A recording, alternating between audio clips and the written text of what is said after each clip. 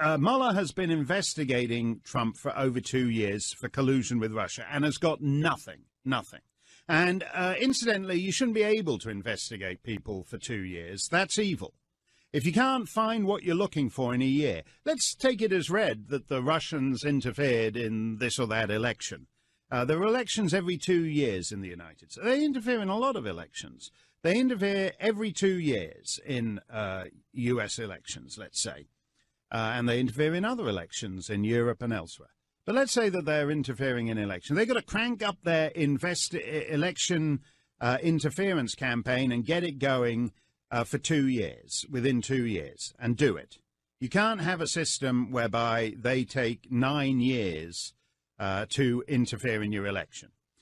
So they take under 2 years to interfere in the election, and then you have this horrible system whereby a guy with an unlimited budget is allowed to investigate for years and years and years and years and years and years on end whether there was any collusion in the Russian interference in the election. If you can't find the crime within a year, you should be done. There should be, you have the statute of limitations here.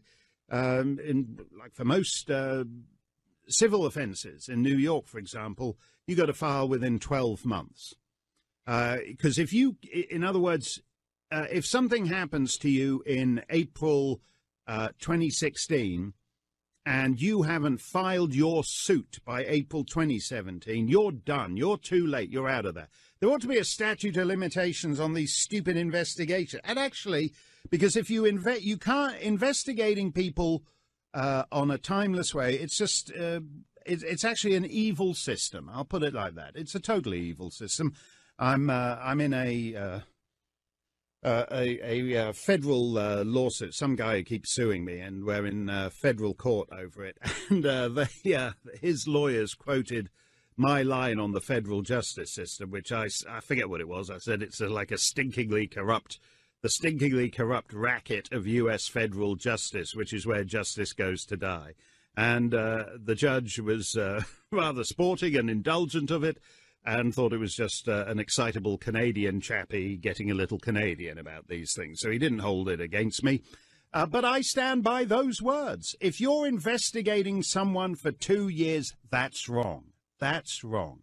Now we have the Democrats saying, oh, well, Robert Mueller, in the fullness of time, may release his report, but that doesn't do it for us because the report is only on a very narrow aspect of things, which is whether Trump colluded with the Russians.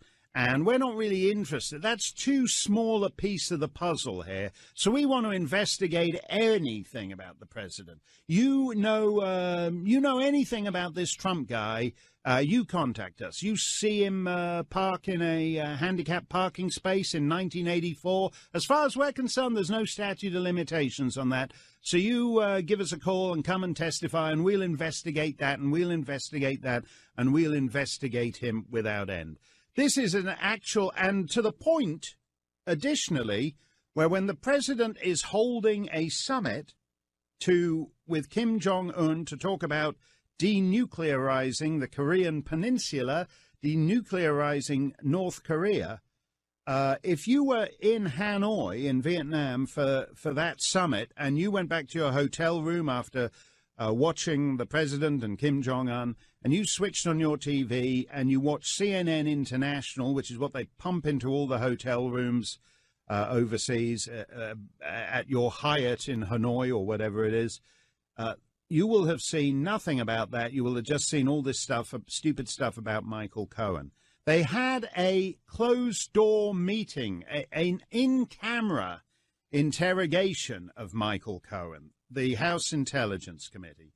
Michael Cohen is some hack fixer lawyer shyster from New York City. He has no security clearance. He has no reason to be having an in-camera testimony to the House Intelligence Committee. He doesn't know any security clearance. He's not one of the 4 million people in America who has a security clearance. He's just a shyster from New York. There's no reason to be holding an in-camera session with him. So what? So when they actually go, so they're actually now just doing investigatory dinner theatre. They're pretending they've got a reason to interrogate him in camera, in private, behind closed doors. They have no reason to do it. They just did it to get in Trump's face while he was overseas at this Hanoi summit. But as I said, the president was in cracking form on that 2 hours. Whatever you feel about CPAC, whatever you feel about its somewhat odd emphasis in policy discussion, which is not the Trump agenda in any way, but the president went there and he was on great form. By the way, just to go address some of those policy differences between CPAC and the base, I think they did 20 minutes on immigration or something, which is absolutely the central plank of what the president ran on and won on. And now we have a situation where, as Rush was talking about on Friday, the Republicans are beginning in the Senate are beginning to peel off on Trump's national emergency for immigration. Also, as Rush was talking about on Friday, there's this, quote, strange new respect, unquote, for Chief Justice Roberts. In other words, Chief Justice Roberts is undergoing the traditional evolution of conservative judges when promoted to the Supreme Court, and is becoming less and less consistent in some of his rulings. Let's put it that way. Rush put it rather more strongly on Friday. So there's actually the question here is whether enough Republicans have now peeled away that the national emergency question is going to be settled by the Supreme Court. And the Supreme Court, it's by no means clear that he's got the necessary 5 votes there. So basically, Trump, there are 3 forces here now in Washington. There's 3 forces. There's the Democrats, there's the Republicans, and there's Trump. He's basically having to govern now as an independent president. Of those 3 brands, the Republican brand is by far the weakest. Democrats, Republicans, Trump. So the choice for Republicans is you can win with Trump or you cannot win, but that's the choice. 1-800-282-2882. Mark Steyn, in for the man, in for Rush. He's got a little tickle in his throat, so his voice is sounding, well, as bad as mine. But he's going to be back tomorrow. In the meantime, we will take your calls. 1-800-282-2882. You're listening to the EIB Network.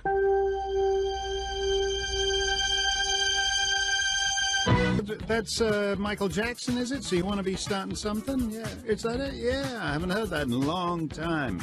That's pretty good. The Bernie Sanders, he wanted to be starting something, and he did start something. He ran 4 years. He's not a Democrat. He's whatever he calls himself, an independent socialist. And he came out of nowhere, by which I mean Burlington, Vermont, and he conquered Vermont, and then he went on to conquer the Democrat Party. And basically, if they had fair primaries in the Democrat Party, he would have been the candidate. And he's where all the energy was 4 years ago in the 2016 race. And I don't know, the thinking was that, okay, he's going to come back and he's going to run again. I overheard this actually, because he's kind of a sort of neighbor of mine. And I heard this in an adjoining booth at a local restaurant where a couple of Bernie staffers were plotting that he was going to run again. Because if you're whatever he is, 78 years old, then a 74-year-old guy is the guy to run against, because no one's going to be making an issue of the age. He wouldn't, if he were running against, a 42-year-old president, it would be different. But he's going to give it another go. And the thinking was that because the Democrats are now hung up on identity politics, and they've got all these glamorous identity politics candidates who are as crazy as Bernie, but they're a quarter of his age, that they were going to have far more appeal in a crowded, in the primary field. And actually, it's not true. If you look at the number of people Bernie is, and it's difficult for Bernie, by the way, when you've got Kamala Harris and Elizabeth Warren, and they're running on reparations for slavery and all the rest of it. And he's now, so for the first time, Bernie is in the unusual position of not being the craziest guy in the room. And it's kind of freaking him out a bit. Over the weekend, he gave an interview saying he had smoked marijuana back in his youth, which I think was just after they'd invented marijuana. It's like, what is it? It's sort of Cab Calloway reefer madness, I think. Anyway, in his youth, in the early 30s, late 19th century, whatever it was, Bernie had experimented. He did that old line that they used to do. Oh, yes, in my youth, I experimented with drugs, as if, you know, you're like Francis Crick trying to discover the secret of DNA. And I experimented with drugs, and the experiment didn't go too well, so he stopped experimenting. In his case, he said he just coughed a lot, and it occurred to me that I'm not sure I believe Bernie Sanders actually did experiment with marijuana. I think he's, I don't think he actually tried it. But he's in a party now where you can't actually run for president unless you've smoked pot. So he's, so he doesn't want to be Mr. Squaresville. You can't do the Clinton triangulating thing where you say you did it, but you didn't inhale. You can't do the thing saying you happened to walk through a party while you were at college and the room was a little bit smoky and you got the whiff of it in your nostrils. You have to admit that you have smoked marijuana to be a viable Democrat candidate. I began to suspect for the first time that maybe Bernie actually was just pretending to have smoked marijuana. Maybe even, but as I said, he's now in the position, and it's unknown through all his 112 years or however old he is. He's never, ever been in the position before where he hasn't been the absolute craziest guy in the room. Even when he went on his honeymoon to the Soviet Union, he was assuredly the craziest guy in the room with whoever he was hanging out with on his honeymoon back there. And now he's being, and this is the difficulty if you're woke, and he was like the woke candidate in 2016, and now he's being, no matter how woke you are, there's always someone wokier who comes along. So he's being out-woked by Kamala Harris and Elizabeth Warren, all the rest of it. And I thought that would work. But it's interesting, if you look at these rallies over the... Oh, and everyone in the Democrat Party is running to the left of where they were. Like Kirsten Gillibrand, who was upstate New York, up by the Quebec border, just at the top of Lake Champlain. She represented whatever that congressional district is, and she was a fairly conservative, centrist Democrat. And then the minute she's now decided she's running for president, she's got to run. It's a left-wing party. Bernie remade the party in his image. So that's where the left-wing space is. And they're all running to the left of where they were. Kirsten Gillibrand, Cory Booker, he wasn't a left-wing mayor of Newark, but he is now a left-wing presidential candidate. And the odd, just to put the cap on this, the one exception to it is that the person looking at this field and thinking, wow, when this all winnows out, maybe Bernie will be the left-wing candidate and there'll be some space for a centrist Democrat candidate. Step forward Hillary Clinton, who over the weekend brought her Southern accent back. She's running again, folks. Ladies and gentlemen, for Rush Limbaugh, we return to Mark Steyn. Yes, Rush is out today. He's got a little bit of a little bit under the weather, a little touch of flu, touch of cold. But he will be back tomorrow. And don't forget, if you go to rushlimbaugh.com and you become a Rush 24/7 subscriber, you need never be discombobulated by any sinister foreign guest hosts ever again. Sign up for Rush 24/7. It means what it says. You can listen to Rush anytime of the day or night, any day of the year. It's all there for you. You can digest Rush's wisdom in your preferred form. You can either do it through transcripts of the show, you can do it in audio through the show, you can do it in video via the Ditto Cam or the archives of Rush's TV show. And when they invent new forms of transmission, Rush 24/7 will provide that too. All you got to do is go to rushlimbaugh.com, click the button saying Rush 24/7. You'll get your first 4 weeks of Rush 24/7 free. And you can also, while I'm mentioning it, download Rush's hugely popular app. It's available at the Apple App Store or Google Play. And so if you're there cruising for apps, like that Saudi app that they've said is fully the Saudi app that lets you track where your child bride is at any hour of the day. If you want to get that app and get the Rush app, you can get them all. They're all there. The Rush widely popular app available at the Apple Store or at Google Play. I like this.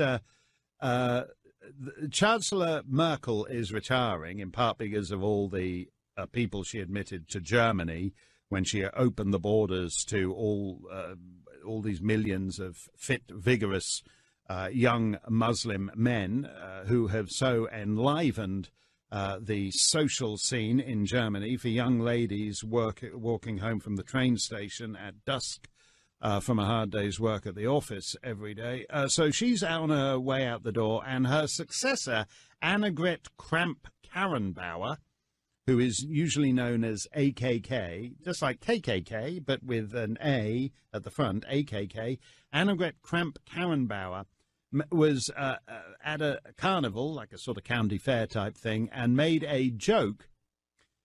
And she said that these toilets, we have gender-neutral toilets now because of all the transphobia that's stalking the land, so that it's totally transphobic to suggest that you shouldn't be allowed to use the ladies' bathroom just because you have the old meat and two veg tucked into your pantyhose. These gender-neutral toilets, and she made a joke about it, Annegret Kramp-Karrenbauer, and she said that these newly introduced toilets for intersex people were for those men who don't know whether to pee standing up or sitting down. And the comment was greeted with jeers in the Lake Constance town of Stockach in southern Germany. But she's been slammed across Twitter and social media and all the rest of it. This sitting down to pee, as she put it, that's a thing in Germany. It's called Sitzpinklers. And in a lot of, it's actually gone up to some high court cases where there's increasing pressure on men to sit down to urinate. They're called Sitzpinklers, these toilets. And if I was in an experimental one of them in Germany about a decade ago, I think, when they were first being introduced, and they had the voice of the then Chancellor of Germany, Gerhard Schroeder. If you lifted the seat, a voice came on in the toilet saying, "Achtung! Halt! We have ways of making you pee sitting down." And you think, what's gone? The door's locked. I can't get out of here. They know I was not being a good Sitzpinkler like the German government tells me to do. And it's become a thing. So she's making a joke about Sitzpinklers, as they call them, men who sit down to urinate. And so her career is supposed to be finished because of the joke. And it's fascinating to me the way we now, we have become what the Warsaw Pact was 25 years ago. In other words, free societies are now prepared to ruin people's lives for a joke. For example, there's one from, I think it's the University of North Carolina at Chapel Hill today, where a student had set up a satirical website, a satirical anti-racist website where you played anti-racist Jeopardy, which is based on the popular TV game show. And the university tried to shut down her parody website. And eventually she had to enlist the help of fire who are one of these groups who do a great job in keeping what remains of personal liberty and free speech alive at America's increasingly totalitarian universities, via the Foundation for Individual Rights in Education. And this young student there at University of North Carolina actually succeeded in getting the university not to close down her satirical website. But again, so we have the university that can't take a joke about itself. This is all classic totalitarianism. Anyone who lived in Russia until the early 90s, Hungary, Bulgaria, Romania, East Germany until 1989, knows that making ideologically unsound jokes brings down the wrath of the state upon you. Now we actually have it at the highest possible level. One of the things that Donald Trump said in his speech at CPAC was that he referenced when he stood up in front of thousands and thousands of people, and he was on live television, and he said about the Clinton emails, and he said, Russia, this goes out to the Russian government. If you've got Hillary Clinton's emails, please get us the emails. People had been joking for years that Hillary's breach of the State Department norms had opened up access to her emails from foreign governments. And we know that both foreign governments, friendly and unfriendly, access those emails. And so Trump's up there doing a joke. He's been investigated for over 2 years for that joke. They've said quite candidly that one of the reasons they started this investigation was because he stood up on TV. And unless you're a sick, diseased, corrupt, deep state security apparatus, it's perfectly obvious he's making a joke. And yet, to the humorless plonkers at the FBI and the Department of Justice, they used Trump's joke as a pretext for opening an investigation without end on him. That is evil, evil. Because as I said, 25 years ago, we took it as read that free peoples can, one of the aspects of freedom, it's not, people talk about different things that are important aspects of personal liberty. But actually, the ability to make a joke without getting investigated over your joke is actually one of the bedrock characteristics of a free society. And to have the FBI's officials at the FBI and the Department of Justice saying, well, Trump made a joke we found ideologically uncongenial, so we're going to investigate him without end, is actually evil. Now, I should be careful about saying this. One of the conditions of my admission to the United States as an immigrant is I'm not allowed to foment the overthrow of government institutions. But I'm in a kind of semi-fermenting mood today. Because when I listen to these Democrat House committees think that they can just open up unlimited investigations without any probable cause on all aspects of Donald Trump's entire life, that's evil. And I get semi-fermenty about it.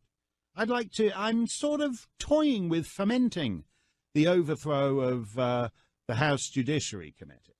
And when I listen to FBI and Department of Justice officials talk about opening investigations into a guy who made a joke on television, I get semi-fermenty about that, and I think maybe I should ferment the overthrow of the FBI and the Department of Justice. Because this actually is, when you're investigating jokes, you're doing exactly the same as they did in the Warsaw Pact until 25, 30 years ago. It's an evil thing to do. Milan Kundera, the great Czech novelist, wrote a fantastic novel about it called The Joke, about a student who makes an ideologically inappropriate joke, and his entire life is ruined. And that's what the FBI and DOJ guys have just admitted doing to Trump. Mark Steyn in for Rush. We'll take your calls.